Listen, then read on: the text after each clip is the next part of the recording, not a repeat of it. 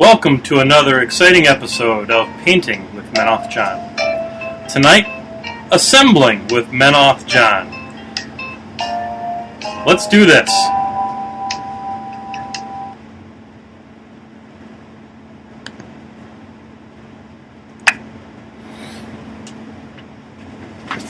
Well, hello everybody, and welcome to another exciting episode of Painting with MenothJohn. As you can see, the lay of the land has changed a little bit here tonight. I'm still waiting for my co-host, which would be John Spencer. He's having some slight technical difficulties. I'm going to say hi down here from the hot water heater cam. I'm down here in what is essentially my priming and assembly area, because tonight on Painting with MenothJohn, we're going to be assembling with MenothJohn. So tonight's MenothJohn is being brought to you by the New Glarus Brewing Company and Spotted Cow. It's a lovely little beer from New Glarus, Wisconsin, which is just outside of Madison. So, hey, Rahn!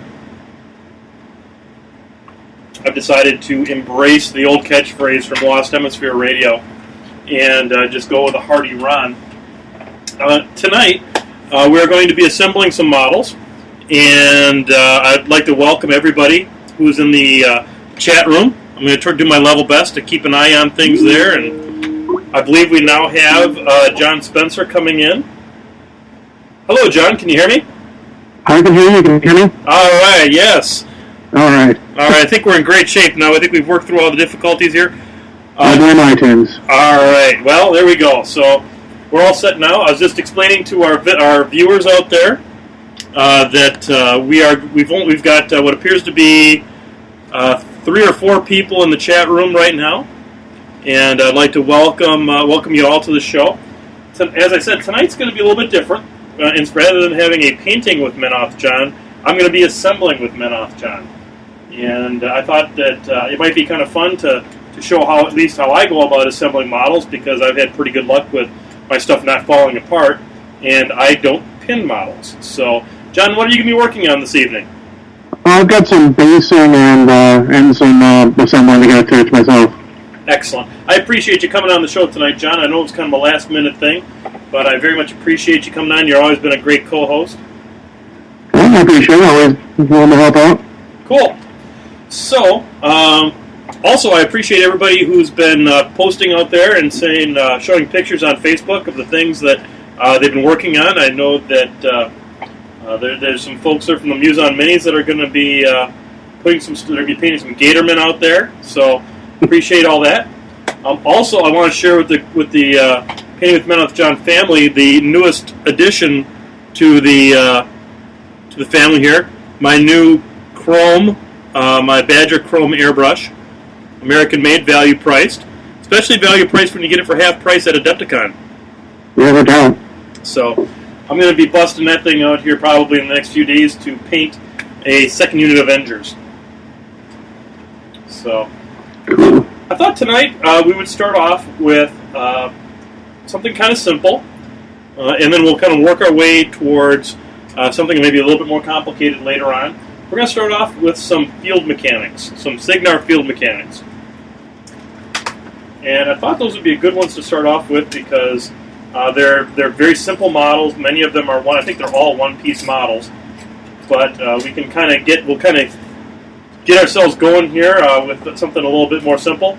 And that way, as I continue to drink beer throughout the course of the podcast, I'll start really using complicated power tools, and it'll be fantastic. So It seems like you might have that backwards. Yeah, well, the contest tonight is to see who spills blood first. So what model's going to cause me to bleed? So we'll see how all this works out. So, hey, Rahn! All right, so I got the cards here, field mechanics, and the reason I decided to put these guys together is because I played against somebody who played Signar who actually fielded these things, and they were a big, giant pain in my ass. Yeah, they're not fun. I've had them hide behind a storm wall a couple times, or my storm wall, as a matter of fact. And they're pretty good. Repair 9. Come on, work with me here. That's a repair statistic that makes Thor Steinhammer jealous. I think he's also 9, actually. Yeah, he is. But he's also a character, and these guys, they're repair 9, and then they get all these little gobbers running around, and that only makes them worse anyway. Yep. So the first technique that I want to demonstrate on these guys is, you may not be able to tell, but I'm putting these bases out in front of me upside down. And the reason I'm doing that is because I actually am going to be transferring these guys to Dragon Forge design bases. And all of my Signa are on Dragon Forge. And what I find is that it's a lot easier to, and I like to paint them in the upside down base because it's a lot easier to get them back out of the base with them upside down. There's a little less contact area. So we got the lead guy here, and then we have Gabo 1, Gabo 2, Gabo 3, Gabo 4, and Gabo 5. And then I'll go ahead and I'll close up the plastic and throw that away. Throw that in the garbage can right next door. Now what are you basing tonight, John? We're going to work on my rover for my Magnus theme list, Magnus 2. Cool. Yeah, well, I don't like it, but I've been getting a lot of good work out of it. A lot of good work. Excellent. All right, so have I used the airbrush yet? Post review. No, I kind of had some drama around the house today, and as a result, I was unable to get the airbrush out. So hopefully I'll get a chance to do that next week or during the week sometime. All right, so here's what I'm going to do with these guys to help also with the problem of getting them back out is these models come with the little sprue on the bottom. So I'm going to take a pair of clippers, and for those of you out there who don't own a good pair of clippers, you probably ought to. So, hey, welcome Tin Man XL's internet celebrity video guy. Yeah, and Baffle is there too? Yep, Baffle of the awesome sketches and stuff. So Brad would be upset if I didn't give a shout out to Brad. Hi, Brad. Hey, Get Brad. stuff painted.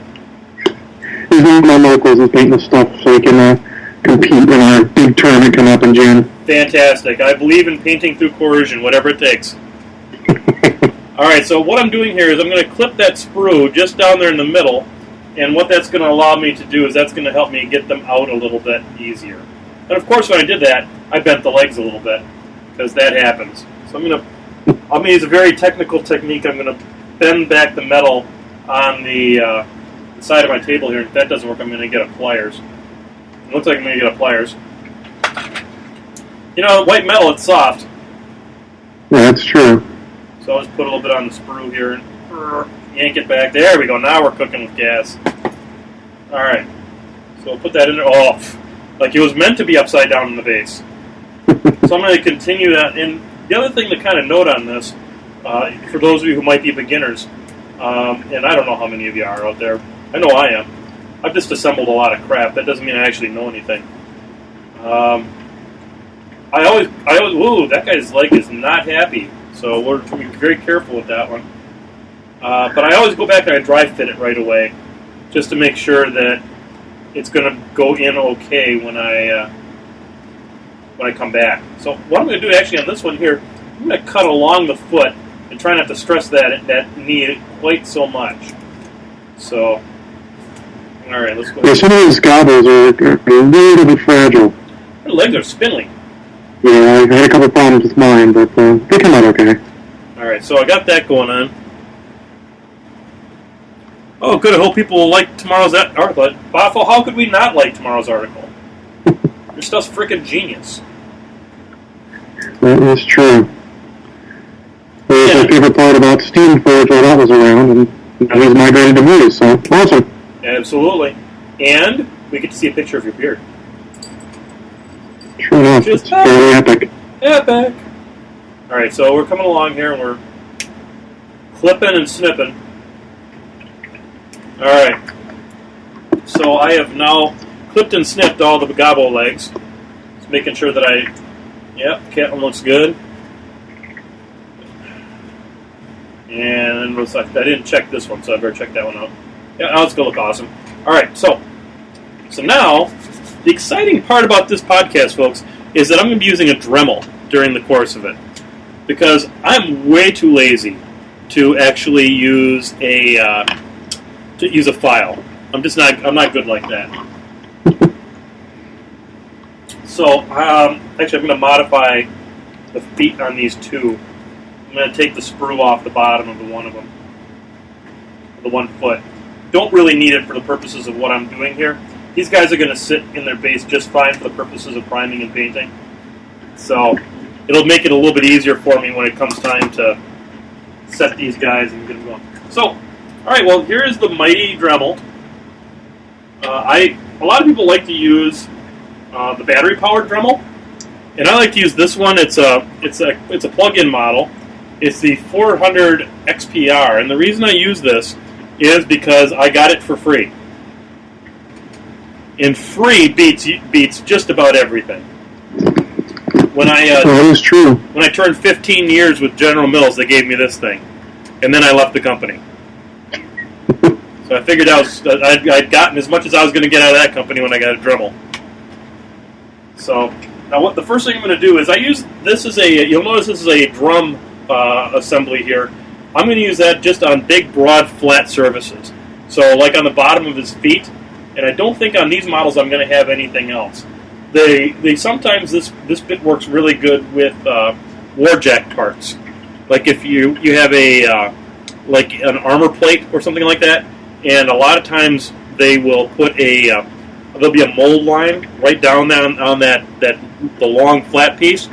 I'll go ahead and I'll hit that with this, but I'll come back with my second tool, which I'll show here in just a little bit, to touch it up. So here we go. I'm going to set my setting for the drum on 4.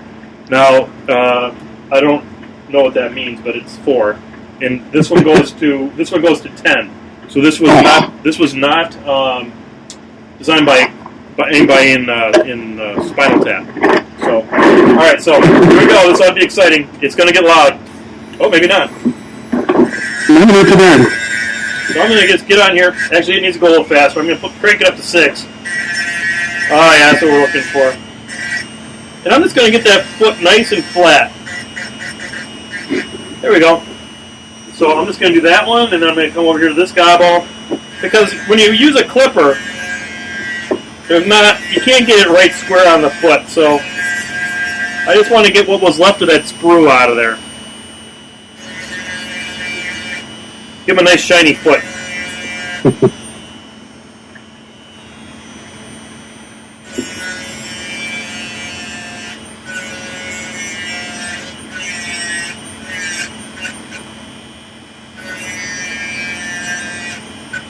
Okay, so there we go. On to gobber number 4, or number 3.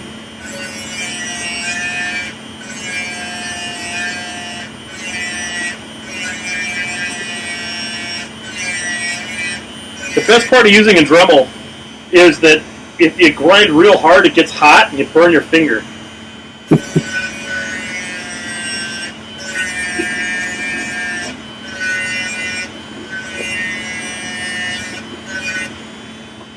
There we go. And the last gobber.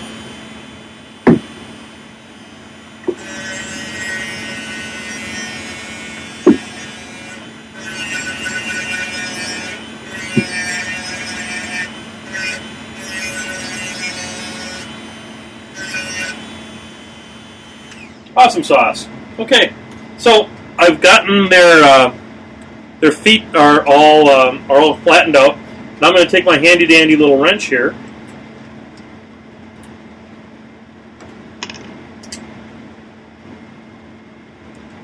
Okay, so take that part out and reach into my tool caddy, and what I'm going to get is a stainless steel brush attachment. A brush, you say? And what that's going to allow me to do... Wow, this dude's wrench is, like, seriously bent. Oh, boy. Pray for me on this one. I'm trying to straighten this thing without breaking it.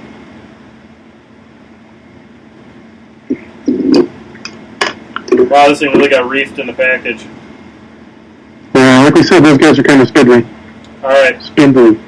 So, dude's going to be a repair 8 with a bent wrench. There you go. Repair 9 with a bent wrench. All right, so now what I'm going to do is, it's really hard to see on here, but I'm going to hold it up to the camera just in case you can see. Uh-oh, did the video freeze? It looks fine to me. Okay. Okay. Hi, Centerville. Let's see here. So, on here, I'm going to be going after the mold lines that are along the side. So, apparently, Signar mechanics don't wear shirts. And he's got a mold line running square down, hit the side of his head, down his leg. So I'm going to take this tool, now with the brush on it, and I'm going to go ahead and get those mold lines out. Alright, so here we go.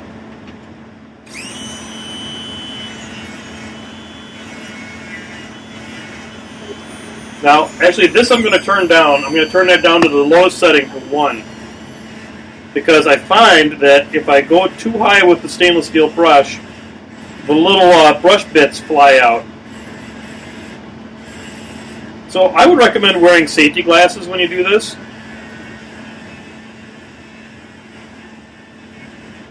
The other thing that you want to be careful of with the brush, the stainless steel brush, is that you don't get too much of the detail out. You don't want to erase an ear or anything like that. So what I'm looking for here is I'm just trying to follow the mold line down along the piece. You there with me, John? I'm here. Okay. The video still streaming? Still streaming good. Awesome. Yeah, my video locked up on my laptop, so I just put that away. If you want to keep an eye on the chat room a little bit, that'd be helpful. Sure. We're pretty quiet right now. Hopefully painting and modeling. There you go. Listening to all this tech I'm giving out here about using a Dremel. That's true. Most of us usually use files. I haven't used a file since I got the Dremel. You know, there are sometimes that you need to get a file in there for like the small detail stuff. But I'm here underneath the little rivet gun here, and I can hold it so that I can get in there. 99.9% of what I do, I can get it without using a file. Cool. The parts that don't... Go ahead. Hadamont wants to know if that works on plastic models as well. Yes, it does, and I will demonstrate it on an upcoming assembling with MenothJohn.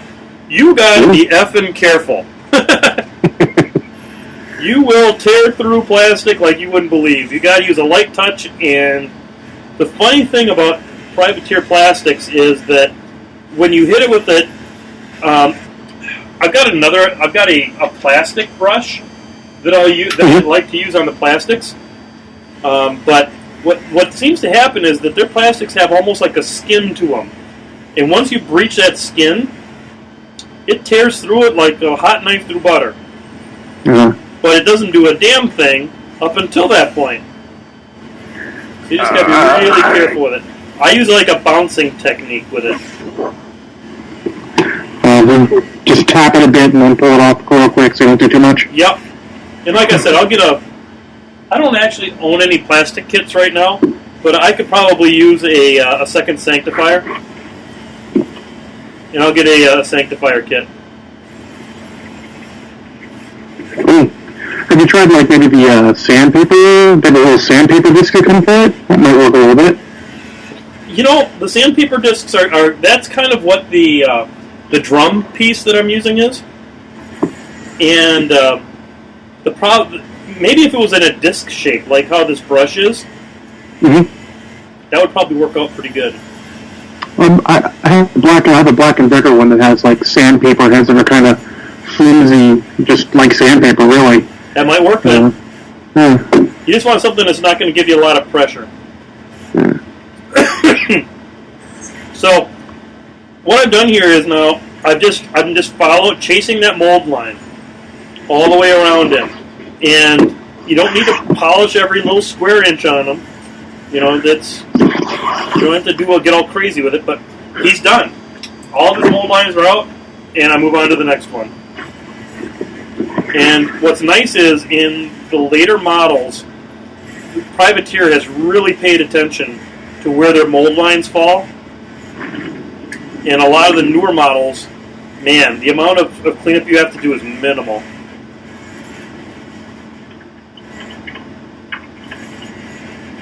Cool. Yeah, I've seen some other companies. They're still new and they're not putting their mold lines in good places. I have seen, almost like they hate us. Like weird models for Metalfo. Those suckers are nightmares. I may or may not have been talking about them specifically. Yeah, I don't mind calling them out. I'm not a henchman.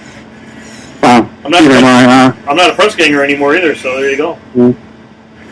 Fun fact, Balian is actually a henchman. My friend Jason Tuttle from Logan is a henchman. I like the name henchman. It is a good name. This guy is pretty good too. Yep. They did it right. Back in the day, I was a field agent for Agents of Gaming, who did B5 Wars, the ship-to-ship game. Oh, yeah. Have you played him out? Do you play him at Malifaux, John? Is that? Do you play Malifaux? I do. Has the game gotten any better balanced? It's okay. There's still balance issues, but I like to describe it as I describe a lot of things, a fun game to not take too seriously. I understand. One of our guys locally went to Adepticon and played Malifaux games, and he said if we played the way they played, no one would play the game. Really? I mean, it's not cutthroat, but it's like they're all cool guys, but it's all very focused on scenarios. There are times they don't even really engage and hurt each other's models. Wow. Last time I heard miniature war games were to blow shit up. Yeah, it's kind of a cool part of the game, but it's also kind of a bad part of the game at the same time. If you're coming in from another war game, if you come in first, then the other war games will be like, "What's this about? Just kill each other?"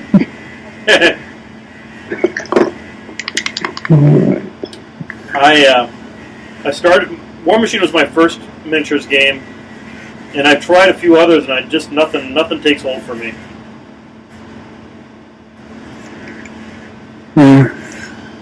I've played quite a few games, but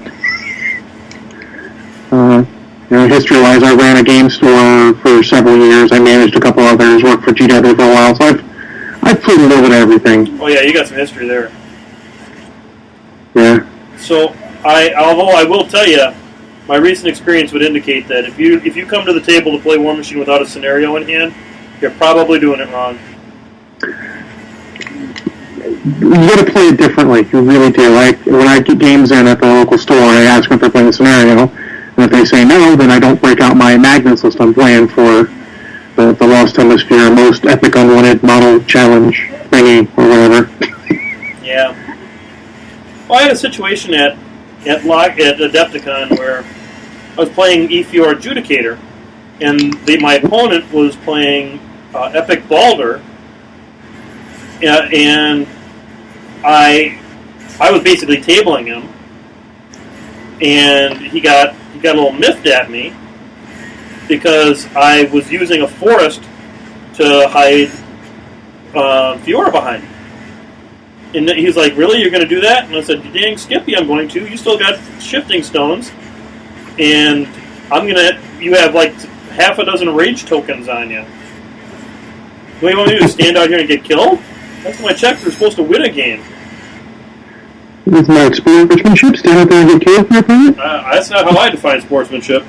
I have a bad habit of being way too aggressive and getting killed in games I should win. I don't have a problem with aggression, but if I got Adjudicator still on the table, I got a chip and a chance. Sure enough. Oh. So anything going on in the chat room, or is everybody still being quiet watching? We're actually talking about some Malifaux talk, Balian talking about my last Rutina, only because I broke him up. Not very good at the game, but hey, can't be good at everything. Well, here at Painting with MenothJohn, we don't care what you're painting so long as you're painting or modeling or having a beer or whatever you want to do. No doubt. We actually just started playing a little bit of the new X-Wing miniatures game. I guess it's not really anymore. Oh, hey, how's that? That's fun. Amazingly fun. So much fun. I gotta get that for my kids. It looks pretty simple too.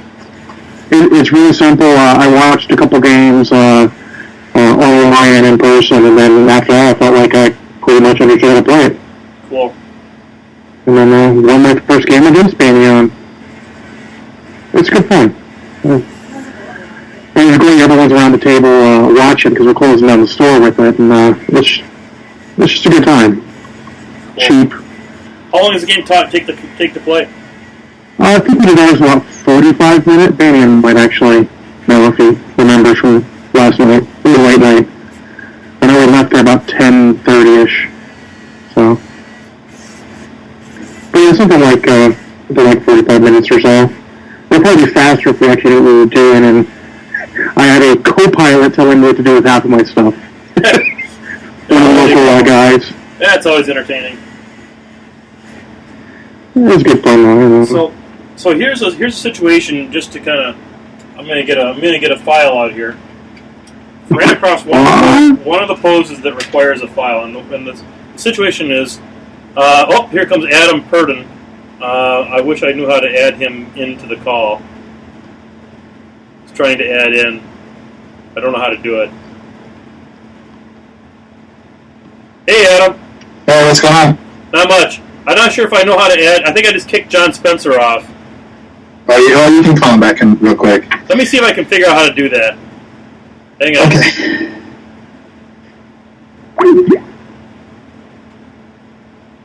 Are you there, John?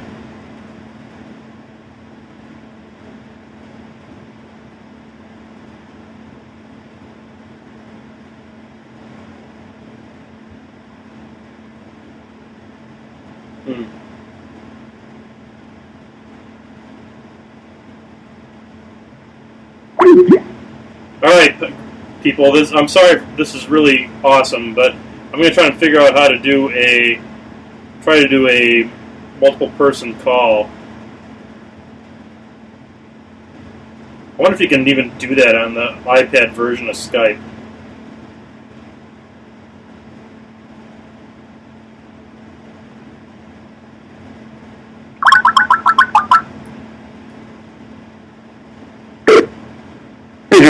Hey, I'm going to try and add him to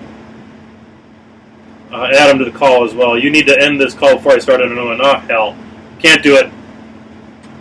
Well, John, I'm going to keep you on the call. I appreciate it. Yep.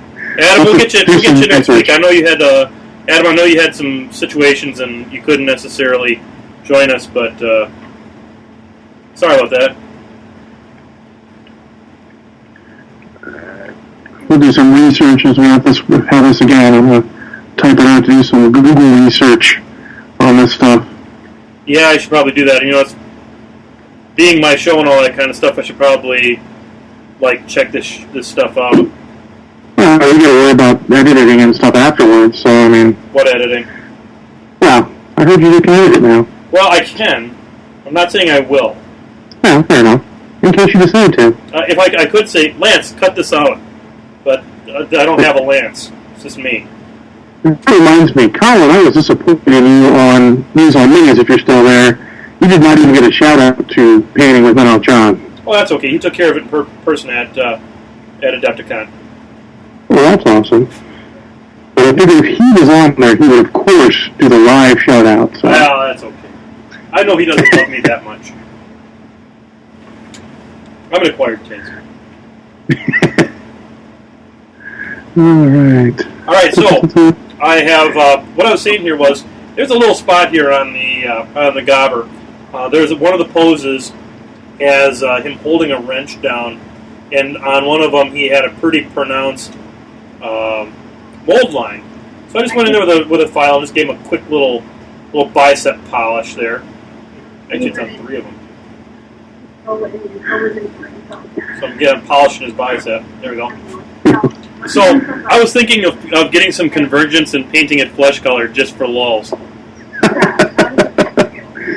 Oh, that would be kind of funny. Yes, it would. Hey, you know what? My super glue is upstairs. So I'm going to run upstairs real quick, and I'll be right back.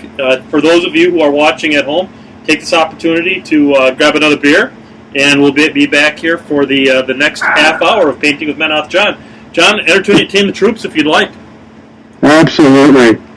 And guys, please refrain from the Convergence of Cyrus jokes. I'm trying to wait for that to die. Looking at you, Colin. So while he's doing that, I had the fun endeavor of making sure my steel head halberdiers would fit in my battle foam, because those guys don't fit in anything else. And let's see what you guys are saying. Yeah, Steamer 2013 is awesome. Brad, I'm going to punch you in said items you mentioned if you keep that up.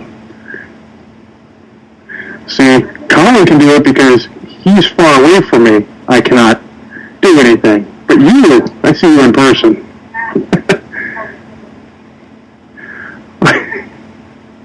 Alright, so I'm also basing up Eris 2 just for good fun. She's one of the models I have ready to go. I'm going to continue to paint up the Magnus 2 Theme Force, the Bad Seeds one, which, if anyone cares, is quite good, but not as good now that Colossals and Gargantuans have hit, because me and heavy armor don't get along. That's why the Rover's in it. I can't deal with heavy armor, and the Rover seems to do at least a little bit on that. Which goes to today's tactical tip. If you're playing Kalissa, pop your feet. If you forget, someone will kill you.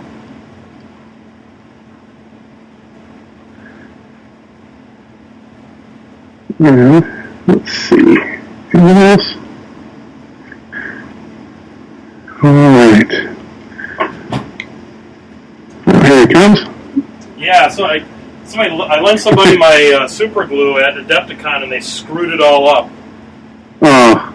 Well, that sucks. It's all jammed up now, and so I'm using a vice grips. This ought to be entertaining. Son of a beehive. That's a good tactical tip, Brad. You should remember that. I'm going to tell you. I've got a whole damn thing of tools down here. You think I could find something I could use to open this? Hang on. Messed up super glue? Yeah, sometimes there's not much you can do for them. Son of a... I'm a little pissed off. This is now pissed off with MenothJohn. Well, actually, let's see. He did a great job sealing it solid. This is awesome. It's sealed up real good? Yep, because he didn't clean off the tip before he stuck it back together. You've got toothpicks. You can do it the really hard way and just twist the whole top off and dip it in and spread it along. Yeah, that's a possibility. Or Adamant says use 2 clamps. Get one on each and try and get it to break. Well, that's what I'm doing here. I'm gonna actually televise my futility here. So I've got a vice grips on the bottom, and I've got a needle nose pliers on the top, and we're gonna try.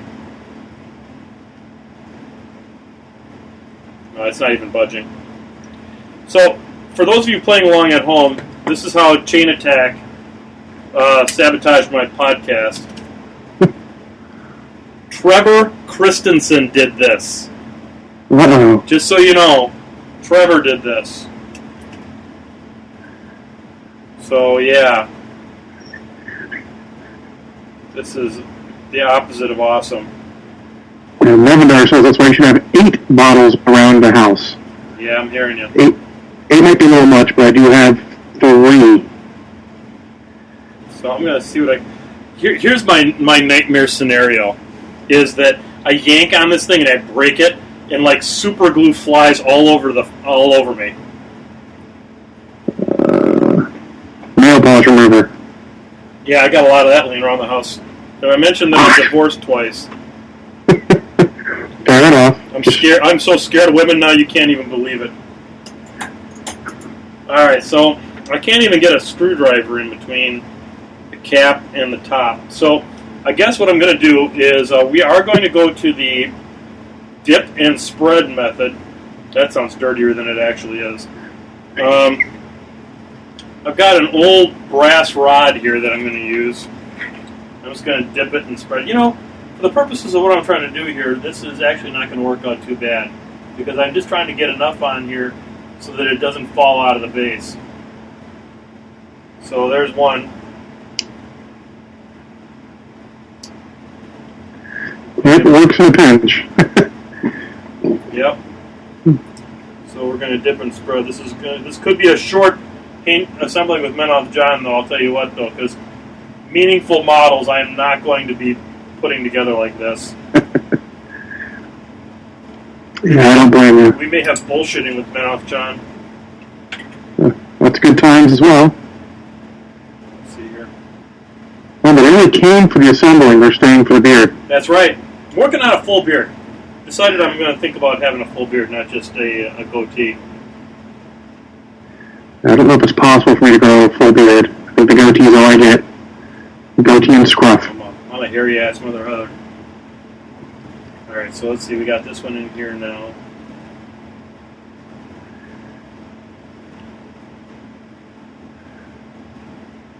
Some of these gobos don't have a whole lot to their sprue, so I'm kind of leaning them backward so that they're sitting in the sprue correctly.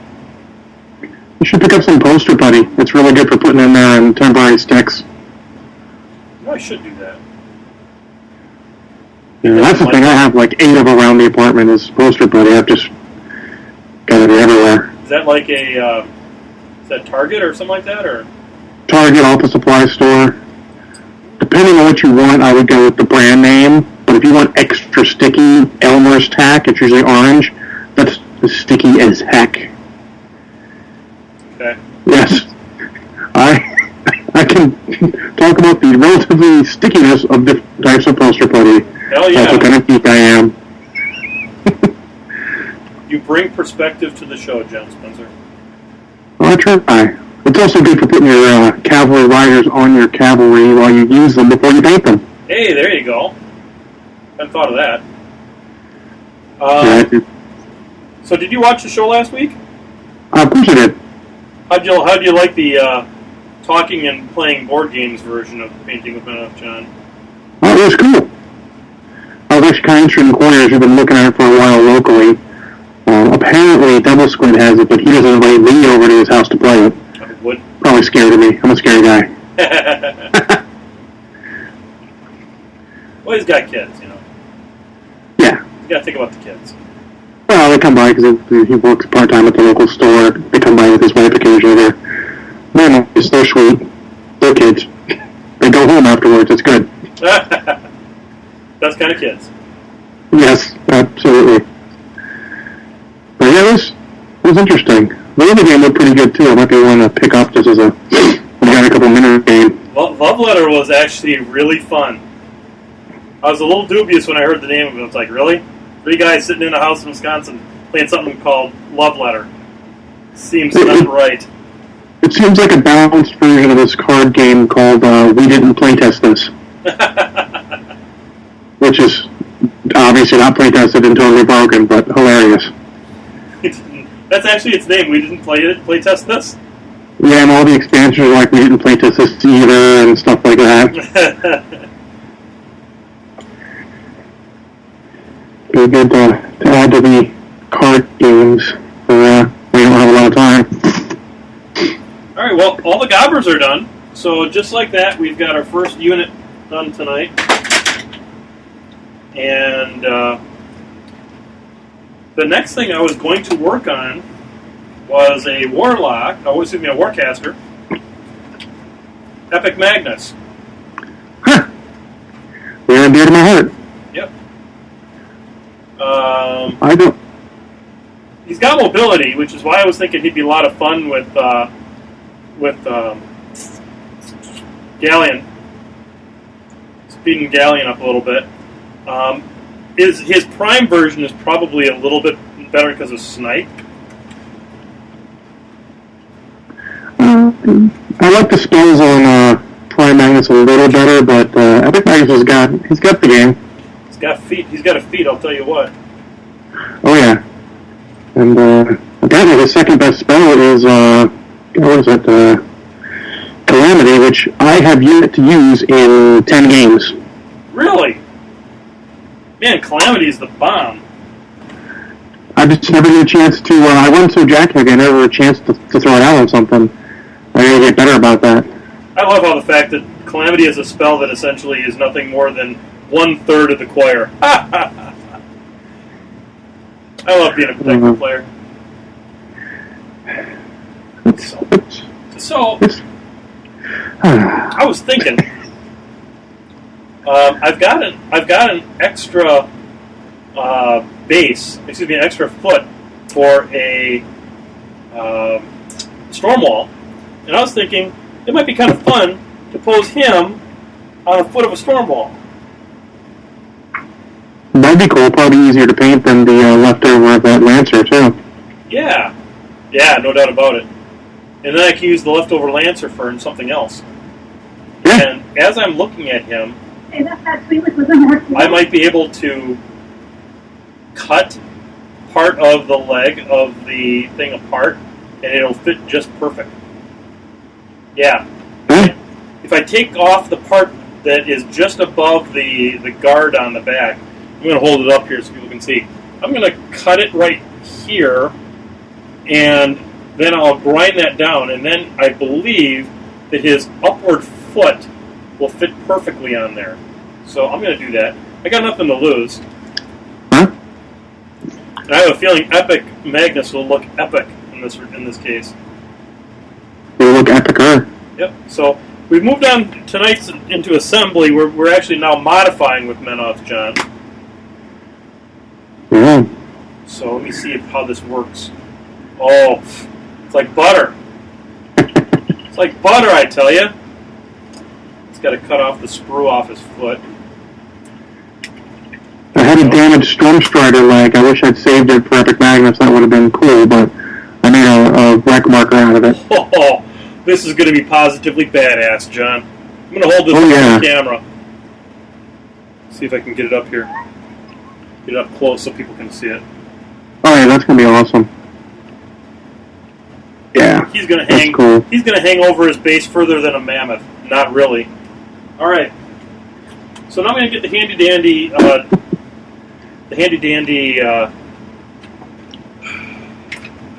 Dremel out here, and I'm going to take the brush off, and I'm going to get the drum sander bit back on. But this time I'm going to go with the small diameter one because I want to get into that radius on the foot.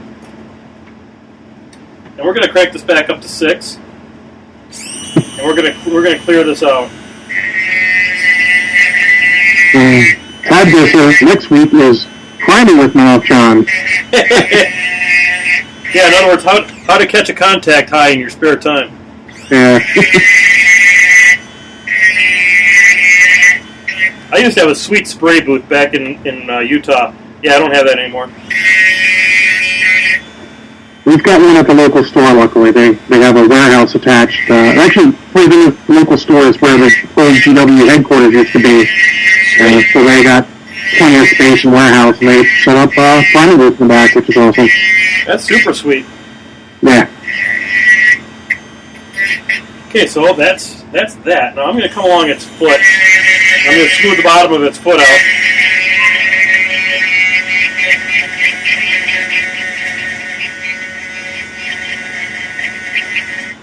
All right, that's pretty good.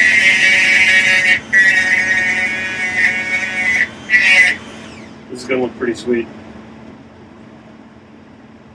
Yeah, should look awesome. I would be kind of jealous. Okay, and now I'm going to still use the same bit, and I'm going to come over here to his foot. I'm going to smooth his feet out.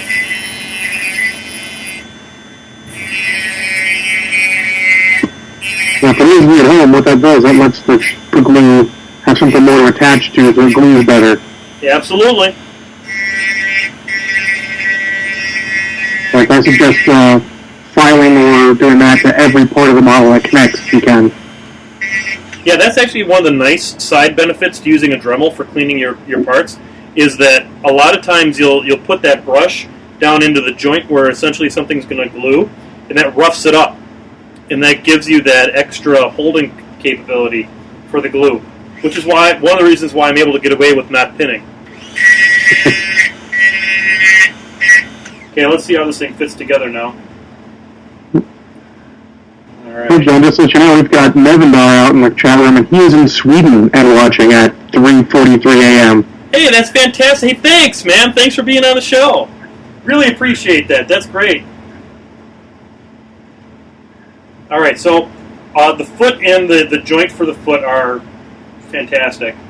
It's like he was meant to stand on a colossal foot. How's that fit on the base? What's that? How's that fit on the base? Terrible. But it doesn't matter, because there's a thing called a mammoth. Yeah. All bets are off as far as how things fit on bases. That's close enough. But he's looking like he belongs up there. Now I'm going to go ahead and put that over here, and I got to see how his arm's going to fit, because I believe his arm with the it swings out kind of wide. Okay, so here, let's see here. Whoops. So I'll make sure I got. Why does it feel like his arm's on backwards? Hang on. That's got to be the way it goes. Oh yeah, that's right. And then mechanical arm. Oh, my arm! You see, I have no arm. I have mechanical arm. Ah! So he shakes it at you.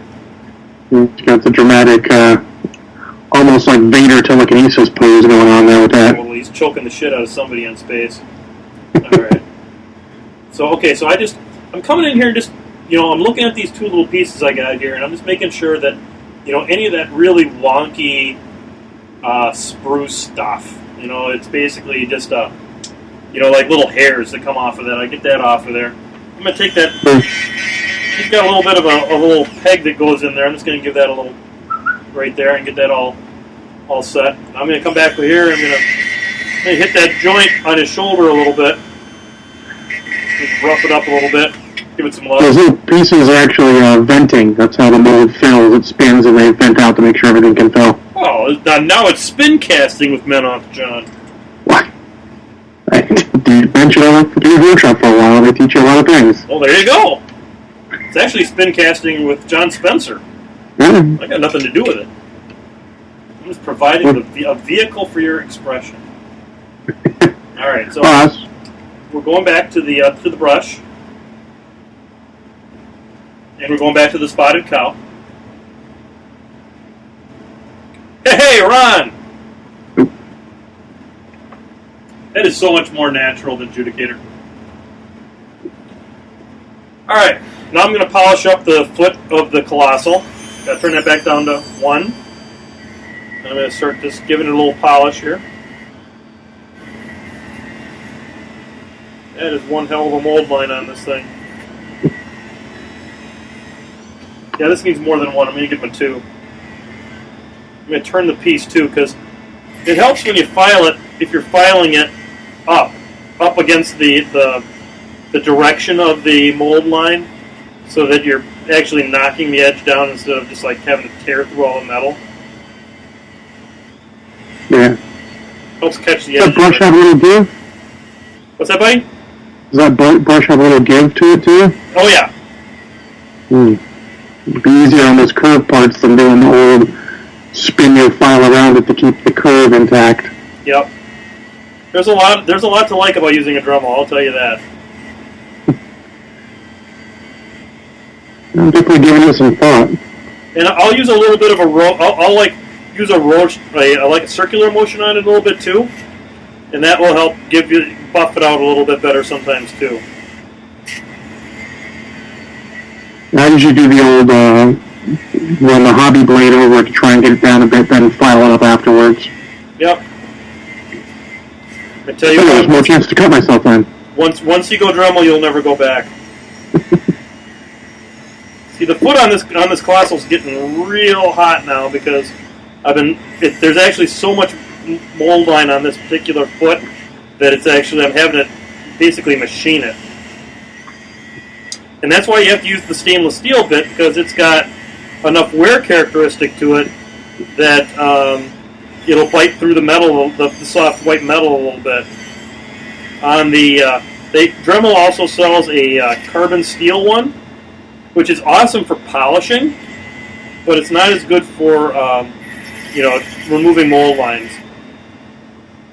I was going to ask, because I have as they call it, the diamond coated cutting and grinding kit for mine. I've never used it on the model yet. Yeah, you want to use a brush. Seems overkill. Sometimes a cutting wheel is nice if you're doing some modification, some kit bashing and stuff. Mm-hmm. Those can be helpful if you can't. I've done some cutting with it. It gets hot then. When you start cutting through a model, that thing gets hot real quick. Yep.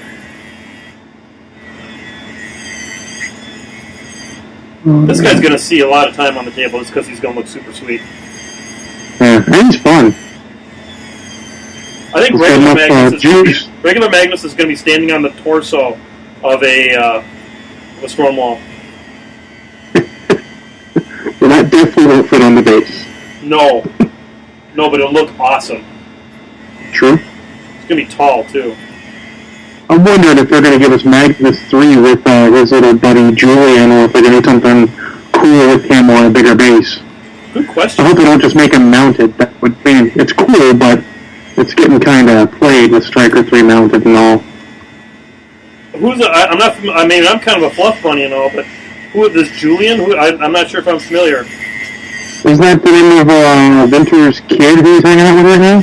Oh, not sure. Let me grab my handy-dandy book and find out if I'm misremembering. It's entirely possible.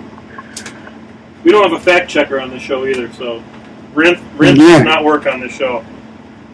Well, I have to check my own facts. It's unfortunate. Okay, so I'm going to go ahead and I'm going to mount this sucker. So I'm going to spread a whole shit ton of glue on the well. Let's see here. What's the best way to do this? Because my glue has got problems tonight. Pull and spread, probably. Yeah, I'm going to dip in, give it a good dollop here. Because it's actually going to be sitting on the edges, so to speak. We'll do the best we can. We'll hope it stays. I should have done a little green stuff. That's what I should have done. Okay, because now the rest of this I'm going to be demonstrating the green stuff glue technique. So I'm going to let that sit while I polish up the sword. I think his name is Julius, not Julian. Okay. Luckily, I have my books handy for my own fact checking.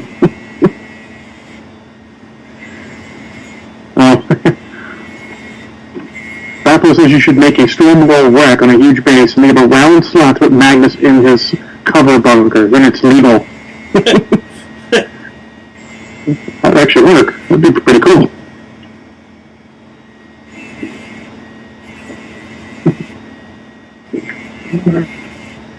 Okay, so I'm polishing up the mechanical hand now. Not to be confused with Mechano Ham, which is Harkovich. Harkovich. Harkovich is cool. Yeah.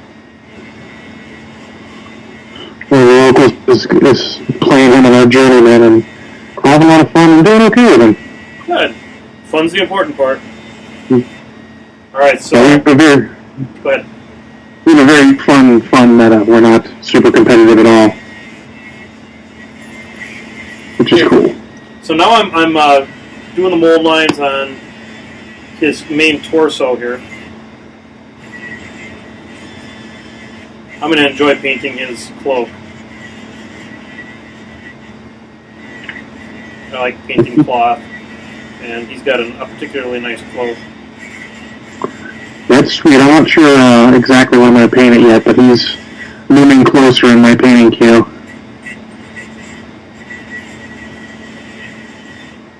So I'm having a tough time spotting a lot of his mold lines. So what I'm doing here is I'm just kind of going over where I think they ought to be.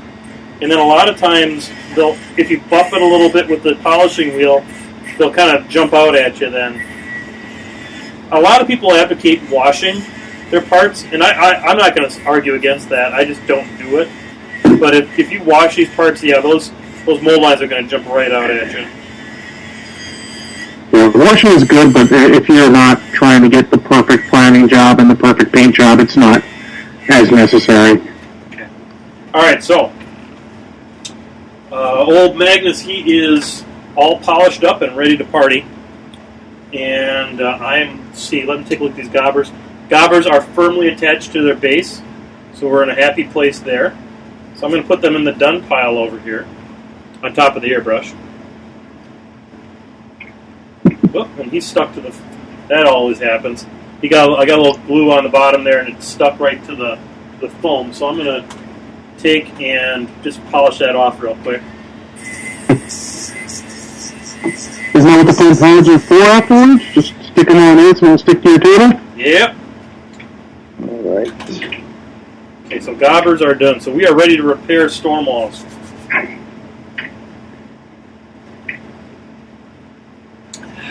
All right, I'm going to take the base here, and that's probably going to be a protectorate model someday standing on top of the Signar jack. All right. So yeah, he's on there pretty good. I might throw a little glue down underneath on the bottom. Just a little dab down there in the where you're supposed to have a sprue sticking through. Just layer that in there, and let's see. I'll put this over here. What time we got, Spencer? Looking like just about 10, 9:57. All right. Well, pretty soon we'll have to release the Kraken and finish off this Nuglaris spotted cow. I'm almost empty too. So now I'm going to demonstrate a little technique that I clearly didn't invent this, but I use it all the time. I call it green stuff glue. So I take a little. I've got some green stuff here.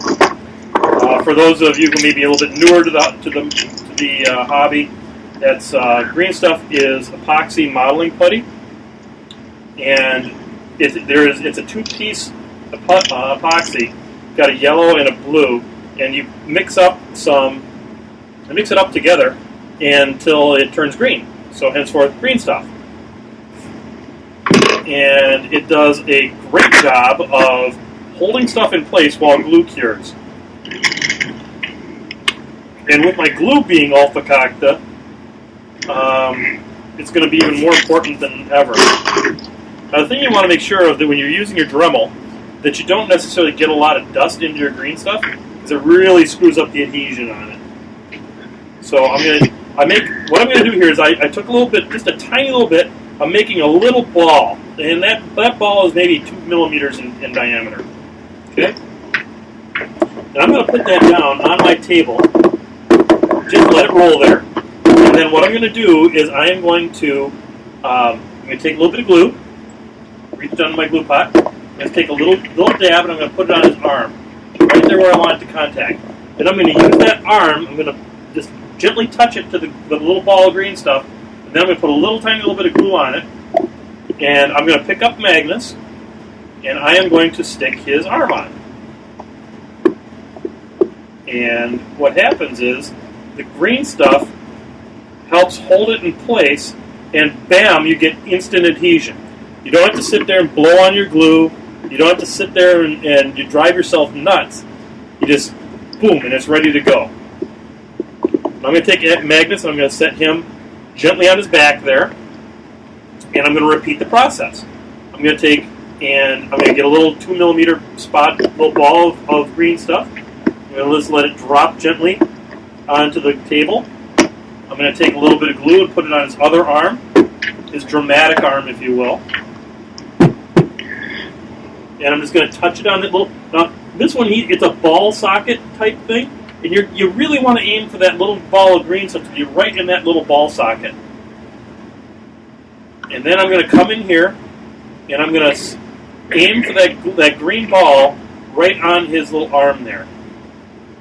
There we go, and bam. And it is a model, folks. He is all together. Now, what I'm going to do here is, while I got it sitting here like this, I'm going to take a hobby knife, and I'm going to just take a little bit of saliva, and I'm going to lick the hobby knife, and I'm going to come in here, and I'm just going to smooth that green stuff out a little bit. Just going to give it a little touch, a little bit of love. A little happy little cloud there in his shoulder. Okay? And I'm looking at it, and I'm pretty satisfied with it. And you know, guys, when you get this and you prime it, you're never going to tell that there was green stuff in there, and it's just going to look perfect. So now comes the fun part. Now I'm going to take and I'm going to put magnets on his colossal foot, and I'm going to put a little bit bigger ball of green stuff on his feet. This one's going to be maybe like 3 millimeters. And I'm going to get 2 of them ready to go. Maybe 4 millimeters. It's going to be a little bit bigger one. And they're going to get them ready. And I'm going to put them on the paper here. And they, of course, fell right next to each other so they could stick to each other. Okay. I'm going to pick up the model. And I'm going to just repeat the process one more time. I'm going to put a little bit of green stuff on each foot. First a little bit of glue, I should say. And I'm going to get it all right there on the foot. A little extra never hurt anything. Okay, and then we're going to go ahead and we're going to put one little green ball on his one foot. We're going to put the other little green ball on the other foot. And lift the model back up. I'm going to smear a little bit of glue right there on the ball, the green stuff. I'm going to pick up our base, and I'm going to put that one foot right down there in that little channel. And I'm going to plant the other foot right here. And I am going to be careful because there's a little bit of glue on my fingers, and I've glued my fingers to Magnus. There he is. And he is done, ladies and gentlemen. Just like that, we got a Warcaster on a very special base. Now, I'm not sure if y'all can see it. I'm going to try and lift him up a little bit. Got to be a little careful at this stage in the game. Don't want to torque him up too much. We'll hold him up here. Maybe you can see it. How's that looking on the camera, John? Looking good. Yeah, and if you do that and you get some green stuff outside the foot, you can always hobby knife that away or whatever. Oh, gosh, before you prime it, you just give it a quick little look, and then you just hit it with a hobby knife or a little bit of a file, or if it's a big piece, you can sometimes go in there with that brush attachment on Dremel, sand it right out. And I am very happy with how that just turned out. So, in commemoration with how that just turned out, I think it's time. It's 9:03 Central, and that means that it's time to release the Kraken. All right, folks, tonight's Releasing the Kraken brought to you once again by Kraken Rum. I'm going to put a little shot in there. Probably not a whole shot, just a little half shot. Before I get all crazy tonight, my elderly father is staying with me this weekend, and so I can't get too looped up. I got to help him get to bed yet. Rahn! Woo! Oh, smooth. Getting a refill myself. Excellent. What are you drinking tonight? I didn't get a beverage update from you. Just cherry Coke straight. Oh, there's nothing wrong with that. Now, I see here on the side of my glue here, I'm going to do something that Trevor didn't do. I'm going to wipe that excess glue right off of there. Because actually using the little stick hasn't been too bad tonight. There we go. And we are looking pretty good here tonight on this. So I've got lots of other stuff to assemble, but I'm not sure I feel like it. I've got a Renegade. Maybe I can do one more. I can probably do Dirty Meg, don't you think? Oh, yeah, she's pretty easy. I can get Dirty Meg done tonight. And she likes to repair things, too. So Indeed. I am going to... It's kind of repairing with MenothJohn tonight. So I'm going to go ahead and we're going to move these gobos over because Epic Magnus is coming in. Yeah, he turned out sweet. I'm reasonably happy with that, John. Excellent. I can't wait to see him done. I'm actually breaking mine out right now to start painting the base. I got to get him started sometime. No, it'll be now. Yep, he's looking quite smart on top of that thing. All right, so Dirty Meg. I mean, she's kind of filthy on the picture, but we know that's not why she's called Dirty Meg. Is he the dirty girl? Dirty girl. All right, so let's see here. All right, now my mercs don't get the special base. No special bases for the mercs? She is prettier in her model than she is on her card. Reminds a bit of Kaylee, actually, from Firefly. Oh, now you're hitting me where I live. I got a thing for girls that can weld.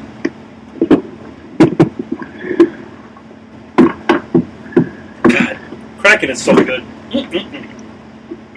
All right, so we already got the Dremel with the brush attachment, and we're just going to go right to town on this one. We can give her a little bit of love here. Most of the mold line, the dead giveaway on where the mold lines are going to be is you follow the sprue, because that's where the mold had to have come together, and so that's what we're going to do. I'm seeing some on her arm. I'm going to draw her as though she's not wearing a shirt underneath that apron. She can be painted up all sexy like. Once you is a dirty girl. Oh, you know it. Right.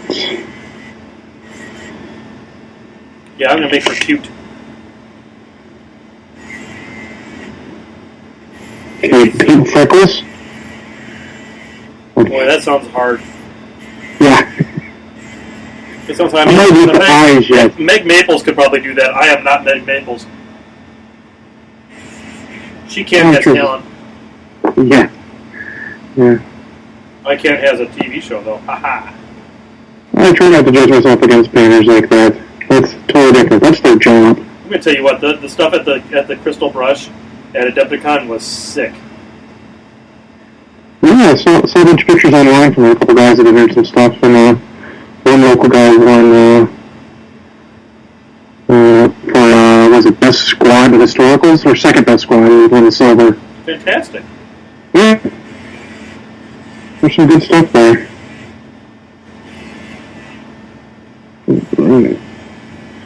Get the Midwinter's base going too. I gotta get the Sword Brigade and Warcaster done for Magnus's list, and then we'll go. We'll start doing some troops. So Mr. Chris from Fallen Studios Painting is going to be painting my galleon. Oh, cool. Very excited to see how that turns out. Because it turns out he's got talent. Yeah. And a Heart of Gold, I hear he actually painted something for an Asian in the Guardian's Army. Yeah, for those of you who weren't aware, Fat Asian's house burned down. Drink! Hey, Rahn!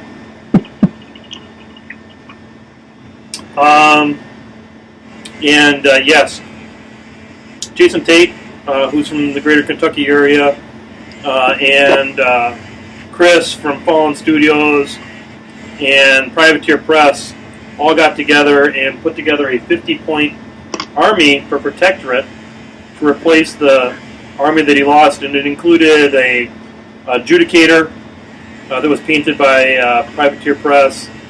It included a Vessel of Judgment that was painted by Charlie Foster, who painted my Avengers, and then Chris donated another Vessel of Judgment. So he's got two of them. That is the very famous, the smoke billowing one. Mm-hmm. So that's now Fat Asians. So yeah, he's got himself one beautiful army there. Yeah. We got all choked up about it in the latest episode. I can't believe I was able to miss the other too. Well, I was lucky enough to be included in on the gag. I I have a condominium that is nearby where Adepticon is held. So Jason Tate and I went over to my place and based them. So they had not been based. So we went over to my place and based them up. Awesome. So okay, for green stuff, there's still time. The green stuff I'm using is not at its optimal consistency at this point because it's starting to get a little old. But it's still good enough to do the trick with. And now I just got to see how our arm freaking works on this thing. Oh, there it is. That's how it works. It's very rare that I find something that works that. Okay, that's easy. All right. So I got a little ball of green stuff out again. We're going to get our brass rod here. We're going to just put a little dab of glue in. I'm going to do it on the arm part just because I think it'll probably hold together a little better. And then we're going to put a little. God, we're going to get that green ball right there. Boom, right there in the joint. Then we're going to put a little bit more, slather a little bit more of super glue on there. Get our look. Just you don't need a lot of super glue. You just want to get it a little shiny. And then kerpwacky right into the joint. Hold it just for a second, and just like that. We're rocking Meg. Now, I tend to not do any glue on her. Well, I should have dry fit this freaking base. You watch, this base is gonna fit. You son of a bitch. It's close. Ah, John, why didn't you remind me to dry fit this stupid thing? You got a grinder. It'll be easy. Jesus. All right, here comes the grinder. That's always really relaxing when you've already got it glued together. Relaxing and nerve-wracking? Absolutely. The problem is the PP07 letting us know that this model came out in 2007. All right, so I think this will work now. It's probably close enough. I can reef it in there. All right, let's give it some glue. One thing we know for certain, it ain't coming out.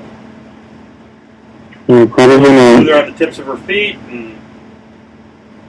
All right, here we go. Stand by for action. Get in there, you stupid son of a bitch. Oh, you are a son of a gun, aren't you?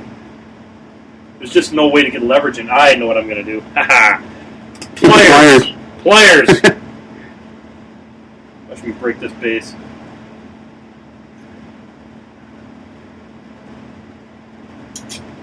Oh, shit. Come on, get in there. Oh! Try using the tip and pressing it in the center of the tab to try and get between her. Oh, she's not able between her legs, does she? That's what she said. That was horrible. No, she doesn't, as a matter of fact. Well, she does, but it's not like guys. Mm. There we go. Now I got it. I just used her feet. There we go. Got to press on her feet. Wow, that was dramatic. Yeah. That was way harder than it should have been. Well done, John. Well done. Right. Let's smear a little glue there down along the base just to make it extra double happy. There we go. She's not going anywhere. Don't mind me if I curse. I'm pinning Eris to his arm on because it keeps falling off. No, we don't have problems with cursing here in Painting with MenothJohn. We're an explicit Page 5 podcast. Judicator. Oh, Rahn, whatever I say on this show.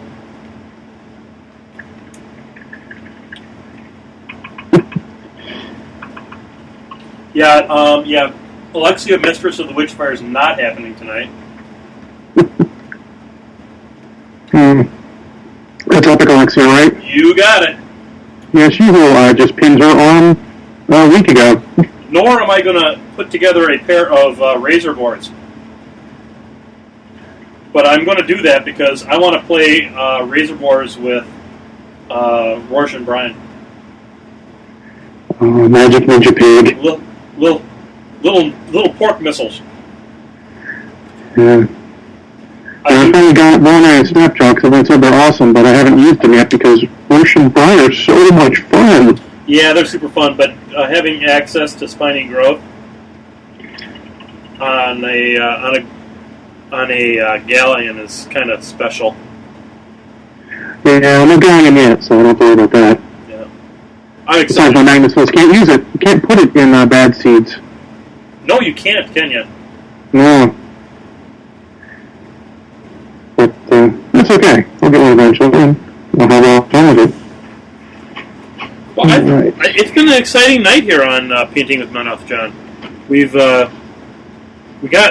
I'm super happy with how my Epic Magnus turned out.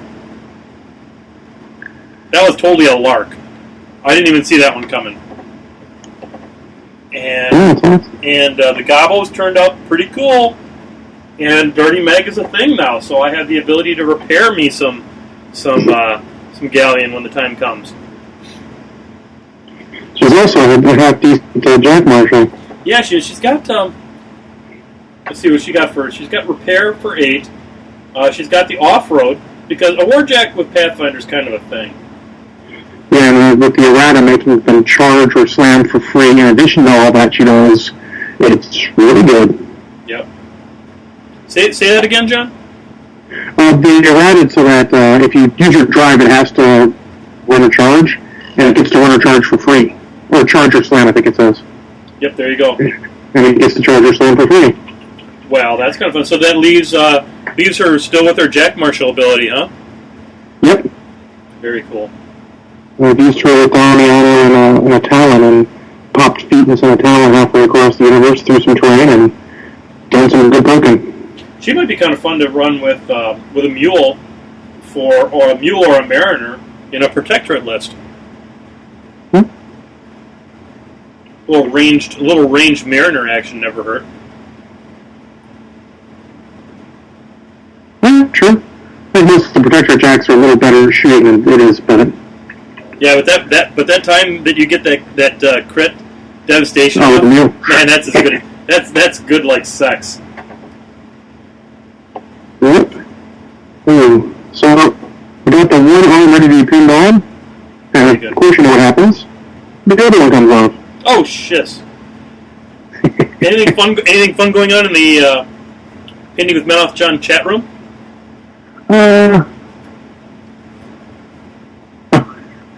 Just a lot of random chatter. Looks like. We love our audience. Looks like Tin Man XL has a galleon. Look at him. Very cool. Talon's got Stannis and Thunderhead ensemble. Very nice. Tin Man and I are talking about doing a collaboration. We might have to do a little sideshow between him and I. Yeah, because he does Dice Rage. Yeah, he's super cool, and I love his stuff. And the Southern California tip doesn't happen all that often it doesn't get the publication that it probably should. So I'm looking forward to doing a little something with Tin Man. He and I are Facebook friends now, so look for something coming in the future in a collaboration type mode.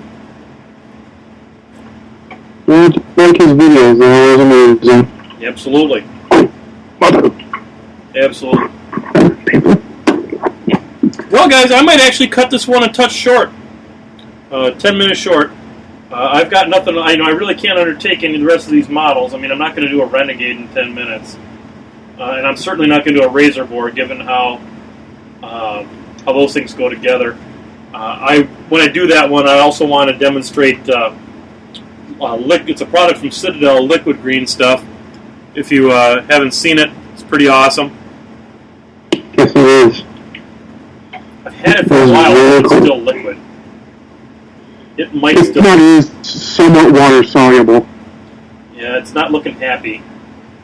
I'll have to put something in there and stir it around. That didn't sound right. But it's really nifty stuff, and it for living type beasts and stuff like that, it really works out nice. Yeah, it's great on anything where the mold line's almost perfect, like the join almost perfect, but just a little bit of gap. Yep. Yeah, it's not going to be something you're going to want to try and do this green stuff glue trick with. No. But it is it goes a long ways towards fixing mold lines, especially with the it's nice if you're going to like be putting a Titan together and you've got the big mold lines and stuff. I mean, not the big mold lines, but the big gaps. You put that down there with some regular green stuff, and then you come back with the liquid green stuff. You just smooth it over, and you get just a silky coverage on that. Yeah. It's also good if you like take a neck out of a resin or plastic model. You can kind of fix it with that. Oh, sure. All right, folks. Well, it's been another fantastic episode of Painting with MenothJohn. I'd like to thank John Spencer for coming on and being our co-host this evening. I hope you all had fun, and I hope you all had a very productive evening painting and basing, and maybe you learned a couple of different things. I don't think people use Dremels quite as much as I do, and nor maybe as much as they ought to. If you've got access to one, it serves a nice resource. So tune in next week on Painting with MenothJohn. I think we'll be looking at maybe doing a little bit of airbrushing. I may bust out the airbrush and show you how poor a job I can do airbrushing. So, got anything else for the on our way out? No, just thanks for having me on. Always a pleasure. Absolutely. Thank you for coming on. And Adam, I hope to see you on here next week. And for those of you out there in television land, have a great evening and just keep painting. Talk to you later.